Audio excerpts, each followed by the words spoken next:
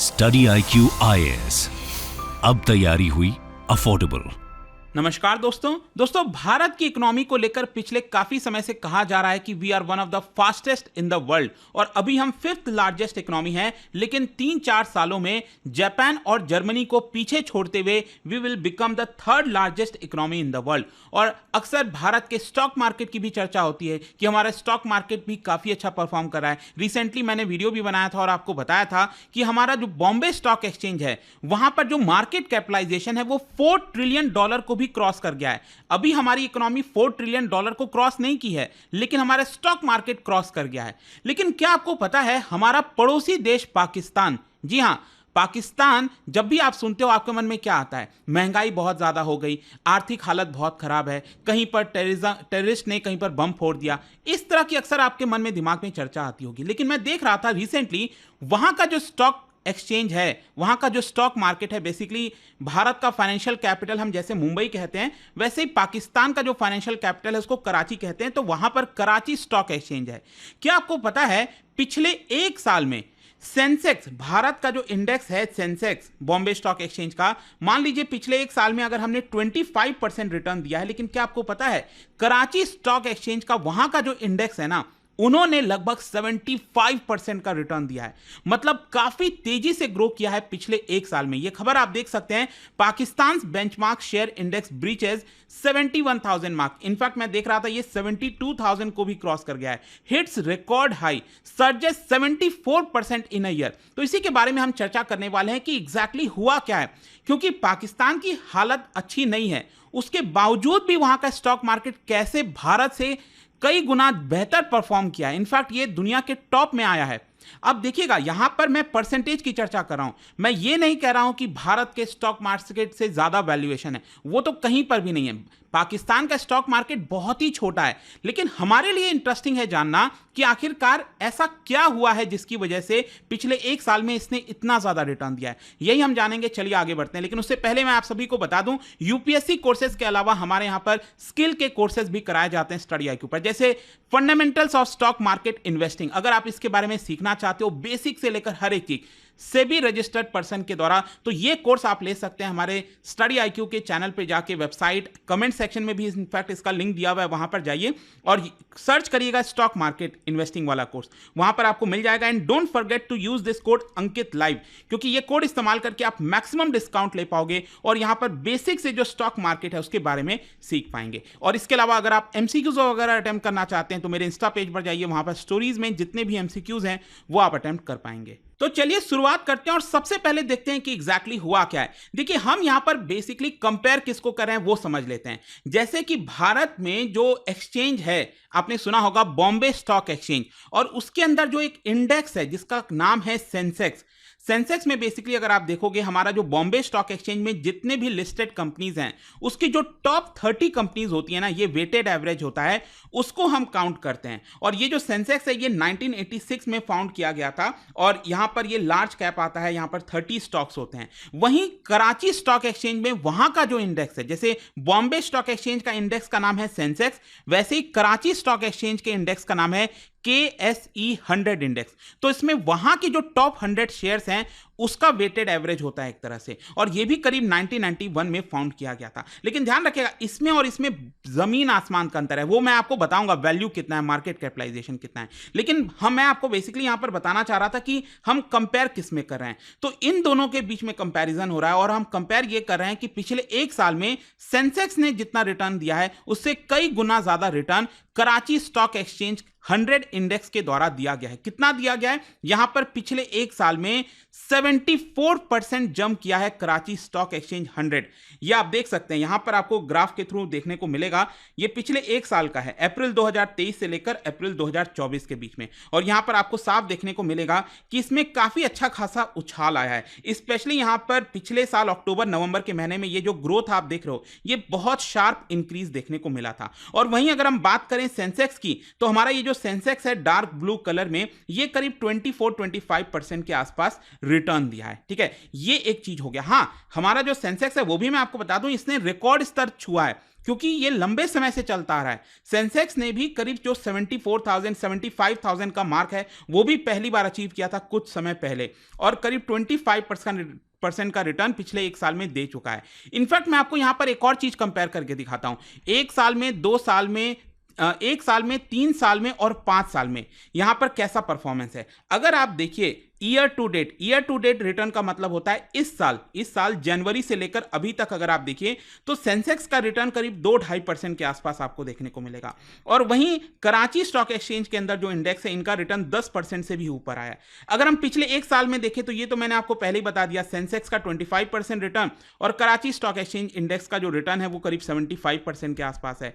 अगर आप 3 साल के रिटर्न के हिसाब से देखोगे तो लगभग सेम आपको देखने को मिलेंगे। लेकिन हां, अगर आप 5 साल के रिटर्न को देखते हो तो ऑब्वियस सी बात है हमारा जो सेंसेक्स है वो बेहतर परफॉर्मेंस आपको यहां पर देखने को मिलेगा। ठीक है, आई होप आपको समझ में आ गया होगा। इनफैक्ट 2023 में मैं आपको बताता हूं, पाकिस्तान का ये जो स्टॉक एक्सचेंज है इसने करीब 50% गेन किया है ओवरऑल, पूरे एक्सचेंज की मैं बात कर रहा हूं, और ये one of the top performing global indices में शामिल हुआ है। लेकिन क्वेश्चन यहां पर यही है जो मैं आपको बताना चाहता हूं कि आखिरकार पाकिस्तान जैसा देश जहां पर अक्सर गरीबी के बारे में हम सुनते हैं, टेररिज्म के बारे में सुनते हैं, इन्फ्लेशन के बारे में सुनते हैं, इकोनॉमी डूब गई ये सुनते हैं, उसके बावजूद भी वहां पर स्टॉक मार्केट में इतना बड़ा उछाल क्यों आ रहा है? देखो, इसका सिंपल सा कारण है, that is hope for a brighter future. मैं आपको बताता हूं कैसे। पिछले साल अगर आप देखोगे जुलाई 2023 में आईएमएफ ने क्या किया था, $3 बिलियन का जो बेल आउट पैकेज है वो एक तरह से रिलीज किया था। तो इसकी वजह से पाकिस्तान जो डेट रीपेमेंट करना था, पाकिस्तान को अपना जो कर्ज चुकाना था वो यहां पर कर चुका पाया, और इसकी वजह से एक पॉजिटिव सेंटीमेंट आ गया पिछले साल। क्योंकि आप देखिए, मैंने आपको ग्राफ के थ्रू बताया था यहां पर कि अप्रैल से हम कंपेयर करें, अप्रैल 2023, तो वहां तक अगर आप देखोगे तो कुछ खास फर्क नहीं आया है जुलाई तक के बीच में। लेकिन जैसे ही जुलाई का महीना आया, यहां पर आप देखिए अचानक से आपको यहां से पाकिस्तान का स्टॉक एक्सचेंज में अच्छी उछाल देखने को मिलेगी। तो इसका एक मेन कारण यहां पर यह था कि आईएमएफ का जो बेल आउट पैकेज मिला है इसकी वजह से एक पॉजिटिव सेंटीमेंट वहां के इन्वेस्टर्स में आया, और इसकी वजह से नवंबर 2023 आते आते पाकिस्तान का ये जो स्टॉक एक्सचेंज का इंडेक्स है उसने 2017 का जो हाई लगाया था उसको भी तोड़ दिया। और सिर्फ यही नहीं, यहां पर अगर आप देखिए तो आईएमएफ का बेल आउट पैकेज तो आया ही, उसके जस्ट एक दिन पहले अगर आप देखोगे, एक दिन बाद आईएमएफ का बेल आउट पैकेज मिलते ही सऊदी अरब ने भी यहां पर $2 बिलियन का जो पैकेज है वो पाकिस्तान की सेंट्रल बैंक को दे दिया। फिर उसके बाद चाइना, यूनाइटेड अरब एमिरेट्स, उन्होंने भी पाकिस्तान की मदद कर दी। तो आईएमएफ का फंड जो है एक तरह से जो डिसबर्स किया गया, और ये भी मैं आपको बता दूं कि इनका जो फाइनल पेमेंट है आईएमएफ का $1.1 बिलियन का, ये भी अभी अप्रूव कर दिया गया, वो भी पाकिस्तान को मिलेगा। तो लगातार ये जो फंड मिल रहे हैं ना पाकिस्तान को, ये एक काफी बड़ा फैक्टर है जिसकी वजह से आपको उनके स्टॉक मार्केट में उछाल देखने को मिलेगा। लेकिन अब अभी भी लोग क्वेश्चन करेंगे कि वहां का मैक्रो इकोनॉमिक फैक्टर तो बहुत ही खराब है। हाँ, बिल्कुल खराब है। पाकिस्तान की इकोनॉमी आप देखिए $350 बिलियन की इकोनॉमी है, और बहुत ज्यादा इस समय निचले स्तर पर है। यहां पर उनका जो फॉरेन डेट है वो $130 बिलियन को भी क्रॉस कर गया है। फॉरेन एक्सचेंज रिजर्व उनके पास हार्डली $8 बिलियन का बचा है, सिर्फ 2 हफ्ते का रिजर्व उनके पास बचा हुआ है। इन्फ्लेशन आप देखिए, इन्फ्लेशन एक्चुअली पहले करीब 30% तक चला गया था, वो कम हुआ है, लेकिन अभी भी 23% है, विच इज ह्यूज। इन्फ्लेशन 23% मतलब होना, आप समझिए क्या उसकी इकोनॉमी की हालत होती होगी। पिछले 2 साल में पाकिस्तान की जो रुपी है वो करीब 50% डिक्लाइन हुई है।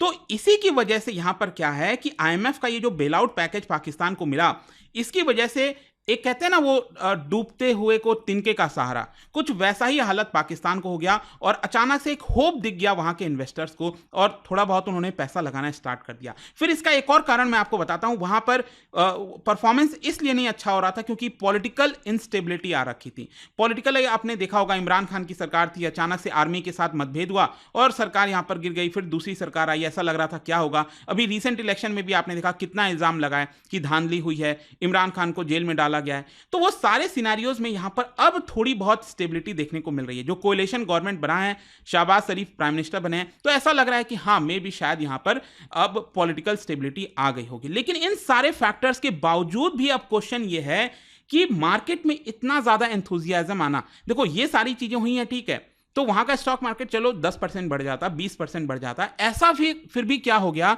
कि पिछले एक साल में 75% इंक्रीज हो गया। अब मैं आपको एक और रियल कारण बताता हूं, वहां का स्टॉक मार्केट बहुत ही छोटा है। वहां पर छोटे से छोटा इवेंट भी उसके स्टॉक मार्केट में कई मल्टीपल गुना एक तरह से रिटर्न दे देता है। जैसे कि अगर आप देखोगे पाकिस्तान का स्टॉक मार्केट कितना छोटा है, मैं आपको बताता हूं। उनकी मार्केट कैपिटलाइजेशन $33 बिलियन है, which is almost nothing. $33 billion आप समझ रहे हो। अगर आप रिलायंस देखोगे ना, हमारे भारत की जो सबसे बड़ी मार्केट कैपिटलाइजेशन के हिसाब से जो लार्जेस्ट कंपनी है रिलायंस इंडस्ट्रीज लिमिटेड, उनका खुद का मार्केट वैल्यूएशन $230 बिलियन है, मतलब 20 लाख करोड़ के आसपास है। तो पाकिस्तान का ये जो मार्केट कैपिटलाइजेशन है वो तो कुछ भी नहीं है। पाकिस्तान की इनफैक्ट अगर आप इकोनॉमी देखो तो वो 30 लाख करोड़ के आसपास है। मैं रुपी के टर्म में, इंडियन रुपी के टर्म में बता रहा हूं। और अगर आप टाटा ग्रुप के शेयर्स को भी मिला दोगे ना तो ये 30 लाख करोड़ को क्रॉस कर देगा। तो अपने आप में टाटा ग्रुप पाकिस्तान की पूरी इकोनॉमी से बड़ी है। तो उनका स्टॉक मार्केट इतना छोटा है। और ये भी आप देखिए, वहां की पॉपुलेशन है 23 करोड़, लेकिन वहां पर एक्टिव अकाउंट्स कितने हैं पाकिस्तान में जो ट्रेड करते हैं स्टॉक मार्केट में? हार्डली करीब आप कह सकते हैं 2.5 लाख से लेकर 3 लाख के बीच में। तो बहुत कम लोग ट्रेड करते हैं। अब इसका भी एक कारण है जो मैं आपको आगे बताऊंगा। तो बेसिकली मैं आपसे ये कहना चाह रहा हूं कि पाकिस्तान की कैपिटल मार्केट क्वालिटेटिव नहीं है, यहां पर बहुत ही ज्यादा खराब है। तो छोटा सा भी एक पॉजिटिव इवेंट आता है तो अचानक से उछाल दिखने को मिलती है। और अचानक से अगर कोई मान लो नेगेटिव इवेंट आ गया तो इनकी इकोनॉमी उनका स्टॉक मार्केट उसी हिसाब से यहां पर नीचे भी गिर जाएगा। और साथ ही साथ यहां पर आपको एक और चीज बताता हूं, वहां के कई सारे हाई नेटवर्थ इंडिविजुअल्स हैं, इंस्टीट्यूशंस हैं, जिनका सरकार और आर्मी के साथ काफी अच्छा खासा रिलेशंस हैं। तो क्या होता है, जिनका भी आर्मी के साथ रिलेशन है ना, तो आर्मी पहले ही उनको इंफॉर्मेशन दे देती है, क्योंकि आर्मी के पास पहले से ही वहां पर इंफॉर्मेशन है क्या आगे होने वाला है, क्या नहीं होने वाला है। तो इसकी वजह से आर्मी भी वहां पर पैसा कमाना चाहती है। तो वो लोग इन्वेस्टर्स को पहले ही, अपने खास इन्वेस्टर्स को इंफॉर्मेशन दे देते हैं कि IMF यहां पर हमें पैकेज देने वाला है, फिर ऐसा है। तो उस हिसाब से यहां पर वो लोग निवेश करना स्टार्ट कर देते हैं और प्रॉफिट कमाना स्टार्ट कर देते हैं। तो ये भी एक बड़ी समस्या। और इसीलिए मैं आपको बता दूं, लोग क्यों वहां के स्टॉक मार्केट में निवेश नहीं करते, इसी कारण की वजह से कि बहुत ज्यादा मैनिपुलेशन होता है। ठीक है, यहां पर अगर पाकिस्तान में आप देखोगे जो सबसे सेफ इन्वेस्टमेंट बोला जाता है वो वहां का रियल एस्टेट है। तो वहां के जमीन, प्रॉपर्टीज, बिल्डिंग्स में लोग पैसा लगाते हैं, ना कि स्टॉक मार्केट में। और वहीं भारत में आज देखिए एक अलग ही क्रेज आ गया है यहाँ के स्टॉक मार्केट में। लोग, हर कोई आना चाहता है, एंटर करना चाहता है। यहाँ का आप डीमैट अकाउंट देखिए 10 करोड़ को भी क्रॉस कर चुका है। राइट। तो फाइनली कंक्लूजन क्या निकलता है? देखो, कंक्लूजन ये है, बहुत सारे एनालिस्ट का कहना है कि वहां का जो इंडेक्स है ये 85,000 तक को भी टच कर सकता है। लेकिन अल्टीमेटली आपको समझना है वहां की जो इकोनॉमी है और जो पॉलिटिकल सिस्टम है वहां पर कितना सर्टेनिटी रहेगा, वो कितना मजबूत रहेगा, ये कुछ भी नहीं कहा जा सकता। वो तो अल्टीमेटली समय बताएगा। तो आई होप दोस्तों इस वीडियो के माध्यम से आपको बहुत कुछ जानने को मिला होगा। एक कंपैरेटिव स्टडी मैं कराना चाहता था और बताना चाहता था कि एग्जैक्टली चल क्या रहा है, क्योंकि पिछले 4-5 दिन से लगातार इसके बारे में खबरें आ रही थी कि पाकिस्तान के इक्विटी बेंचमार्क ने सेंसेक्स को भी पीछे छोड़ दिया है, लेकिन वो क्वालिटी के टर्म में नहीं है, याद रखिएगा। तो आई होप आपको समझ में आया होगा। और जाने से पहले एक इंटरेस्टिंग क्वेश्चन, क्या बता सकते हो मैक्रो इकोनॉमिक्स में फिलिप्स कर्व अक्सर आप पढ़ते होगे, फिलिप्स कर्व, इसका जो रिलेशनशिप है वो किन दो चीजों के बीच में देखने को मिलता है? कौन से दो चीज के रिलेशनशिप को ये दर्शाता है? इसका राइट आंसर आप सबको पता है, मेरे इंस्टाग्राम पर तो मिलेगा ही। वहां पर अगर आप नहीं हो कोई बात नहीं, टेलीग्राम से ले सकते हैं इसका सही उत्तर। मैं कई सारे जो MCQs हैं वो यहाँ पर स्टोरीज में डालता रहता हूं। अगर आपको PDF चाहिए तो टेलीग्राम पर आइए, अलग अलग सोशल मीडिया पर आप जुड़ पाओगे। और जैसा मैंने आपको बताया, अगर आप फंडामेंटल्स ऑफ स्टॉक मार्केट में आप पढ़ना चाहते हैं, बेसिक से चीजें सीखना चाहते हैं, जो भी लोग इंटरेस्टेड हैं वो कमेंट सेक्शन में जाइए, क्लिक करिए and you can use this code Ankit live to get maximum discount. And I hope कि वीडियो आपको पसंद आया होगा। मिलता हूं आपसे next time. Till then, thank you very much, see you soon. Study IQ IAS, अब तैयारी हुई अफोर्डेबल।